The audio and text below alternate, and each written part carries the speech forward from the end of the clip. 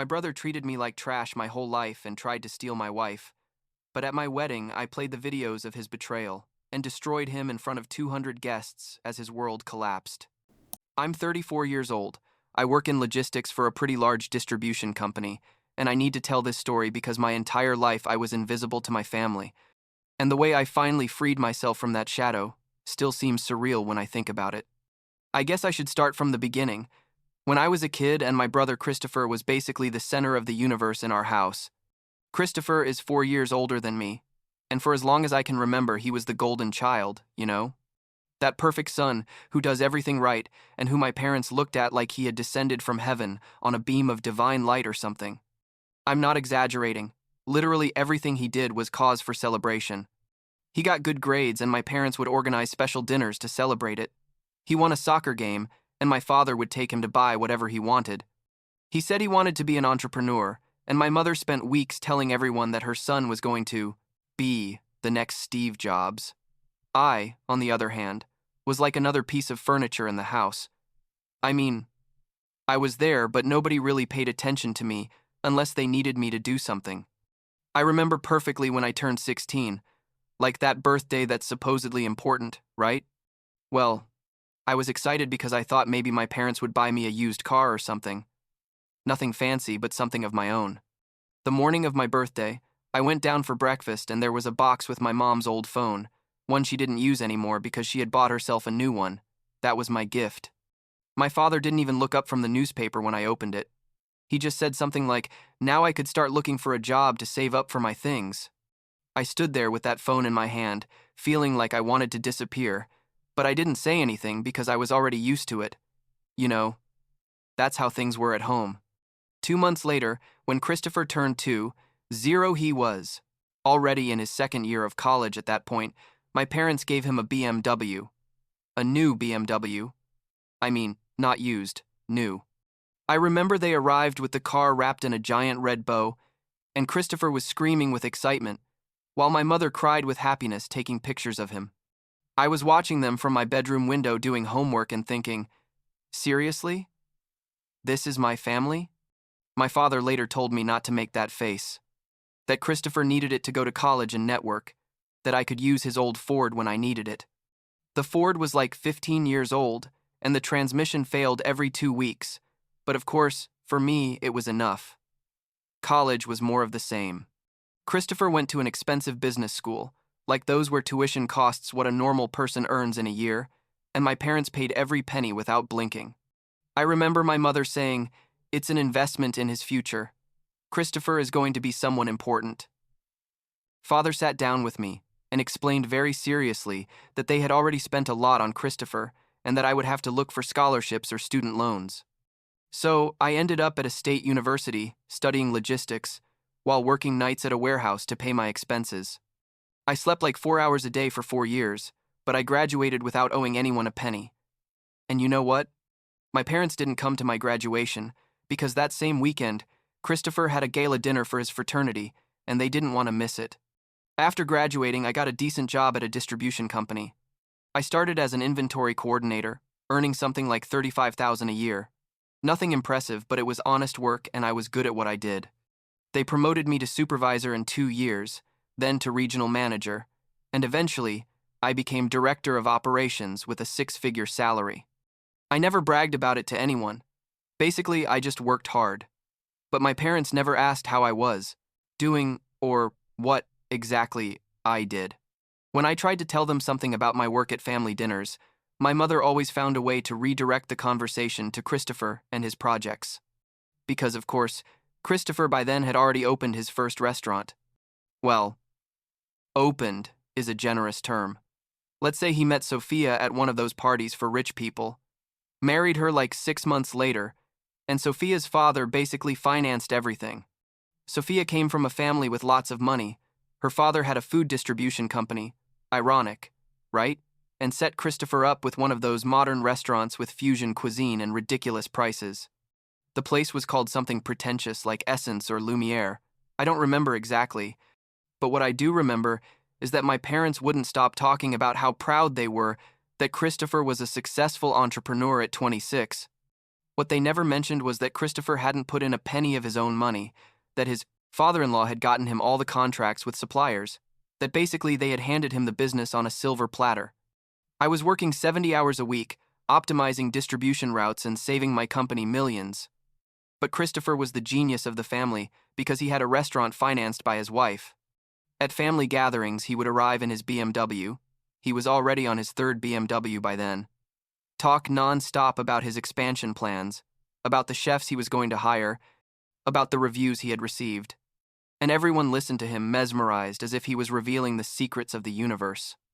I would arrive in my 2015 Accord, which I had bought used, but it was reliable and I had paid for it myself, and nobody asked me anything. I could literally sit at those dinners and not say a word for 3 hours and nobody would notice. Christopher talked and talked. My mother nodded and smiled. My father gave him advice that nobody had asked for, and I just ate my food, thinking about how much time was left before I could leave. The truth is that for many years I simply accepted that this was my life, that I was the invisible sun, and Christopher was the star, and that nothing was going to change that. But then I met Rachel, and she literally changed everything. It was at an industry networking event about 3 years ago, one of those boring corporate events where everyone walks around with glasses of cheap wine, pretending they care what others do. I was there for my company, basically just showing up, and I saw her across the room. Rachel is a corporate lawyer. She worked for a medium-sized but very respected firm in the city, and she was alone by a table checking her phone with an expression that clearly said, "I'd rather be anywhere else." I approached her because, I don't know, something about her caught my attention, and we started talking. The conversation flowed in a way that had never happened to me with anyone. She was smart, funny. She had this direct way of being that I loved. And when I told her what I did, she really listened and asked me interesting questions about logistics and supply chains. She didn't fake interest. She genuinely found what I did interesting. We ended up talking for 2 hours. We exchanged numbers and went out to dinner 3 days later. 6 months later, we were inseparable. And after a year, I proposed to her on a beach trip we took. She said yes before I finished talking, and for the first time in my life, I felt like someone saw me. You know what I mean? Like they really valued me for who I was. Obviously, I had to introduce her to my family at some point, and let me tell you, that day was awkward as hell. We went to eat at my parents' house on a Sunday. Rachel was nervous because she wanted to make a good impression, and I had warned her that my family was, let's say, complicated. When we arrived, Christopher was already there with Sophia, because of course my parents had invited them without telling me. My mother received Rachel with a polite but cold smile, the kind of smile that says, "I'm being courteous because I must be." And my father shook her hand, without much enthusiasm. Christopher, on the other hand, stood up immediately when he saw us come in. He approached with that smile of his that I knew too well, that salesman smile he used when he wanted something, and gave Rachel 2 kisses like they were old friends. He hugged her for so long when greeting her that I felt something weird in my stomach, but I told myself I was being paranoid. During lunch, Christopher wouldn't stop asking Rachel questions about her work, about her firm, about the cases she handled, and she answered politely because she had no reason not to. But I knew him. And something about the way he looked at her made me uncomfortable. After that lunch, we organized a small engagement party at a nice restaurant, nothing ostentatious but nice. And of course, we invited my family. Christopher arrived with Sophia and an expensive gift, a porcelain dinnerware set that probably cost more than the entire party, and he spent the night being the life of everything as always. But I saw him constantly looking for Rachel, approaching her to talk, offering to bring her drinks, and at one point, I saw him touching her arm while telling her something that was apparently hilarious, because he was laughing out loud. Rachel mentioned to me that night when we got home that Christopher had been very kind, that he seemed genuinely happy for us, and I nodded without saying anything because, what was I going to say? That my brother made me nervous? That after 34 years of living in his shadow, I was now afraid he would try to take away the only good thing I had in my life? It sounded ridiculous even in my head. 2 weeks later, Christopher sent Rachel a message on LinkedIn. It said something about his restaurant needing legal advice for an expansion he was planning, and that he had thought of her firm because Rachel had made a very good impression on him, and he valued working with competent people. Rachel showed it to me because she thought it was an interesting professional opportunity, and I told her, great, to do whatever she thought best. Inside, I was uncomfortable, but I had no logical reason to oppose it. I mean, it was a legitimate work proposal. What started as professional meetings turned into something more frequent. Christopher called her every other day with questions about contracts, about licenses, about 1,000 things that honestly he could have solved with his own lawyer, but supposedly wanted a second opinion. Rachel is professional to the core, so she answered all his questions patiently, sent him documents, explained things to him, and he always found reasons to extend the conversations. Then the text messages started. At first they were about work, but Christopher started sending them later, like 10 or 11 at night, and the messages were less professional. Things like, I hope I'm not bothering you so late. I just wanted to say I really appreciate your time. You're really brilliant. Or messages that said, my brother is lucky to have you. You don't meet someone so smart and beautiful every day. Rachel showed me the messages because she thought they were weird, and I was getting more and more furious but didn't know what to do. If I said something to Christopher, he was going to deny everything and say I was jealous or paranoid, and my parents would obviously defend him. Then the parking lot meeting happened. Rachel had to meet with Christopher to give him some documents he needed to sign. They agreed to meet in the parking lot of a coffee shop near his restaurant because he said he was very busy and couldn't go anywhere else. When Rachel told me, something inside me set off a giant alarm. I told her not to go, to send the documents by courier, but she told me I was exaggerating, that it was just a 5-minute meeting for him to sign papers. What, Rachel? She didn't tell me at that moment, is that she had started recording all her interactions with Christopher. Turns out Rachel is much smarter than me and my brother, and since the messages got weird, she started documenting everything. That afternoon in the parking lot, she had her phone in her coat pocket, recording audio and video, because her instinct told her Christopher was going to try something, and boy did he. Rachel told me everything that night when she got home, and showed me the video. In the recording, you see Christopher arriving at the parking lot in his BMW, greeting Rachel with that smile of his. And the first few minutes are normal. He signs the documents. They make small talk about the weather, things like that. But then, Christopher leans against Rachel's car, crosses his arms, and tells her, Rachel, I need to be honest with you about something. She asks him what's up, and he starts with this prepared speech about how he's been thinking a lot about her, how since he met her, he can't stop thinking about how amazing she is, how wasted she is with someone like me. Yes, that's what he said, with someone like me. His own brother. Christopher tells her in the video that she's too smart, too ambitious, too special to be with a guy who's just a mid-level manager at a distribution company, his exact words. He tells her he can offer her a better life, that with his business success and her connections, they could be an unstoppable couple. That Sophia is nice but doesn't have the spark that Rachel has, that basically he and Rachel are destined to be together, and that my relationship with her is just an obstacle they should overcome. Rachel lets him talk, doesn't interrupt him, just nods occasionally and asks questions that lead him to keep talking and to put his foot further in his mouth.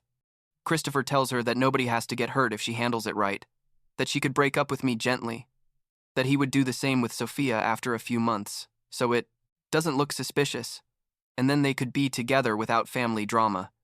He has it all planned out, like he's obviously been thinking about this for months.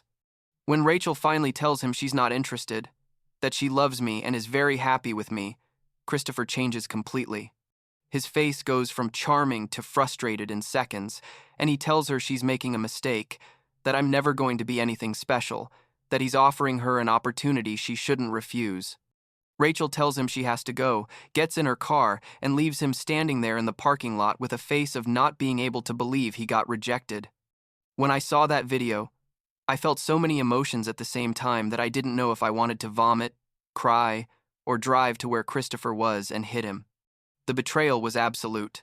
I mean, not only had he tried to steal my fiancée, he had done it in the most calculated and manipulative way possible. And on top of that, he had insulted me in the process by calling me mediocre. Rachel hugged me while I processed everything and told me she had a plan, but that she needed me to trust her. She explained that she had been documenting everything for weeks, that she had all of Christopher's inappropriate messages saved, that she had the complete video of the parking lot meeting, and that she knew exactly how to handle this. I asked her what she had in mind, and she told me, "Trust me, we're going to get married as planned, and we're going to let Christopher hang himself." The next 3 months were probably the hardest of my life. We had to keep acting normal in front of my family, go to family dinners, smile when Christopher asked us about wedding plans. He kept sending messages to Rachel, increasingly desperate because she had rejected him, but he couldn't accept it, and she answered them with short professional responses while saving every message as evidence. Christopher even offered to give the best man speech at our wedding. He asked for it at a family dinner with everyone present, did this whole show about how excited he was that his little brother was finally getting married, and my parents looked at him with pride while he talked about what an honor it would be for him to give that speech. I wanted to tell him to go to hell, but Rachel squeezed my hand under the table and nodded slightly, so I swallowed hard and told him, of course, that it would be great for him to be my best man. The wedding day finally arrived. It was at a nice hotel overlooking the river. It wasn't ostentatious, but it was perfect for us. We had about 120 guests, friends, family, work colleagues, and of course my entire family was there. Christopher arrived with Sophia. She looked beautiful that day in a gold dress, and he was being the charming Christopher as always, greeting everyone, taking pictures, acting like the perfect brother. The ceremony was beautiful. Rachel was stunning in her white dress. I cried like a baby when she said, "I do," and when we kissed after being declared husband and wife, I felt like everything was going to be okay no matter what happened next. During the reception, we ate, danced, toasted, and Christopher kept coming over to tell us how happy he was for us, how perfect we looked together. And I just smiled knowing what was coming.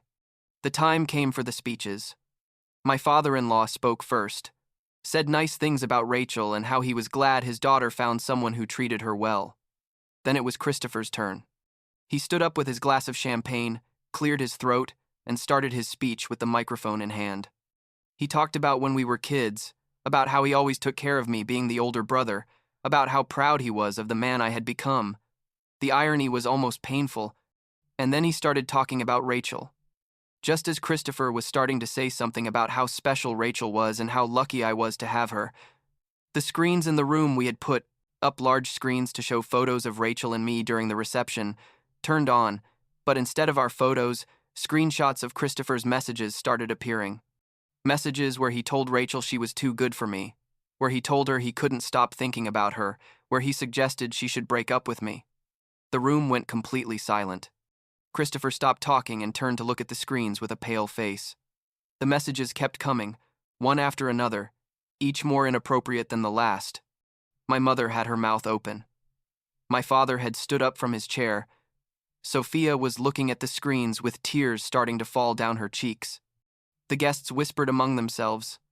Some took out their phones to take pictures of the screens, and Christopher just stood there with the microphone still in his hand, unable to say absolutely anything. But that wasn't all.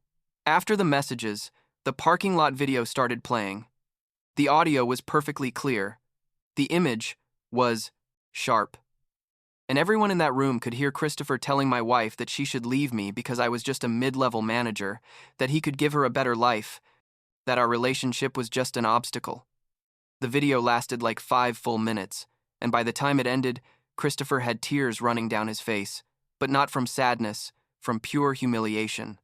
Sophia stood up from the table, took off her wedding ring, and threw it at Christopher, hitting him in the chest. She yelled at him in front of everyone, how dare he, that she had given up everything for him, that her family had supported him in everything, and this is how he repaid them. Sophia's father, who was sitting at the table next to them, got up and told Christopher that his restaurants could forget about his financial support, that from that moment, all contracts were terminated. Then he took his daughter by the arm, and they left the room, leaving Christopher standing there trembling. My parents approached, Christopher trying to calm him down. My mother was crying, telling him everything was going to be okay, that this was a misunderstanding. But Christopher could only stare at the screens that had already turned off. I stood up from my chair, took the microphone that Christopher had dropped, and said, "Thank you for coming to celebrate our day with us. I hope you enjoyed the show." Some guests laughed nervously, others applauded, and Rachel hugged me tightly as we left the room to take pictures with the photographer as if nothing had happened. I'm not going to lie, what happened after was absolute chaos. Sophia filed for divorce 3 days after the wedding.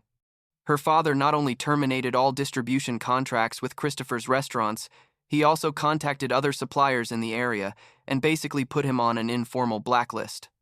Christopher's restaurant started having supply problems, then cash flow problems, and within 6 months he had to close the 2 locations he had and sell them at a loss to pay debts. My parents tried to call me like 50 times after the wedding. My mother cried in voicemails saying I had ruined my brother. How could I do that to him in public? That the whole family was destroyed because of me. My father was more direct. He sent me a text message saying what I did was cruel and unnecessary, that Christopher made a mistake but didn't deserve to have his life destroyed that way.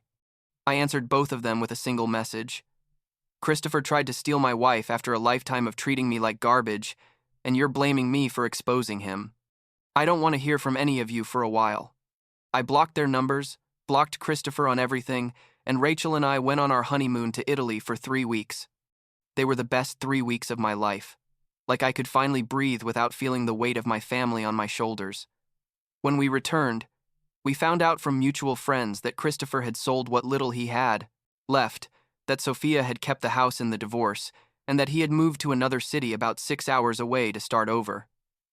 It's been almost 2 years since the wedding. Christopher never contacted me directly, but I heard he started working at someone else's restaurant as a manager. Nothing about being a successful owner or entrepreneur, just another employee trying to pay his bills. Sophia remarried last year to a doctor. I saw her in a photo on social media, and she looked really happy, like that genuine happiness she never had with Christopher. My parents eventually contacted me again, about 6 months after everything. It was weird because instead of blaming me again, my mother asked me how I was, what I was doing, things she had never asked me before. My father even called me to ask about my work. He was interested in a big project I was leading, and he congratulated me when I told him I had been promoted to vice president of operations. I don't know if it was guilt, or if they finally realized they had treated me badly my whole life, but something changed in them. I see them from time to time now, like every 2 or 3 months for lunch, and the dynamic is different. They don't talk about Christopher all the time anymore. In fact, they hardly mention him unless I ask. They ask me about Rachel, about my work, about our plans, and they really seem interested in the answers. I don't know if our relationship will ever be what it should have been, always. Honestly, I doubt it, but at least I don't feel invisible to them anymore. Rachel and I bought a house last year, one of those nice houses in a quiet neighborhood with a good yard. She made partner at her firm 6 months ago. I keep moving up in my company, and we're expecting our first child in 4 months. When I think about everything that happened, about how Christopher tried to sabotage the best thing that had ever happened to me, and how Rachel was so brilliant handling the whole situation, I can only feel gratitude. Gratitude for having someone who sees me, who values me, who was willing to defend me when nobody else would. Part of me, a very small part, feels a little sorry because he lost everything. But then I remember 30-something years of being the invisible son, of being the one who never mattered, of watching him receive everything, while I had to work triple for crumbs of attention. I remember that he tried to take Rachel from me, not because he loved her, but because he couldn't stand that I had something he wanted. Because to him, I was so unimportant that he thought he could step on me one more time without consequences. I didn't destroy him. He destroyed himself by being who he always was. A narcissist who believed the world revolved around him and that we should all give him whatever he wanted. I just made sure everyone saw who he really was, without filters or performances. And if that makes me the villain in my family's story, then I guess I'm okay with being the villain, because for the first time in my life, I'm the protagonist of my own story. And that's all that matters to me.